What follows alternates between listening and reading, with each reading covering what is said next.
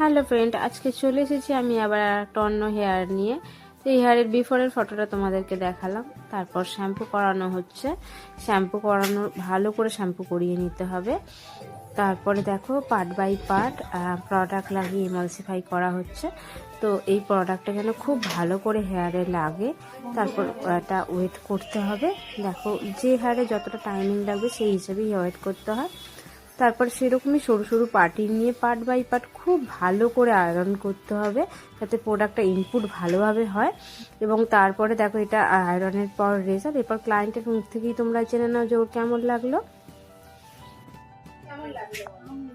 Hello friends, मैं लिलवा से आई हूँ और ये मेरा सेकंड टाइम है। मैंने फर्स्ट ईयर स्मूथनिंग करवाया था और इस बार मैंने नैनोप्लास्टिया कराया है और आप देख सकते हैं इसका रिजल्ट कितना अच्छा लग रहा है।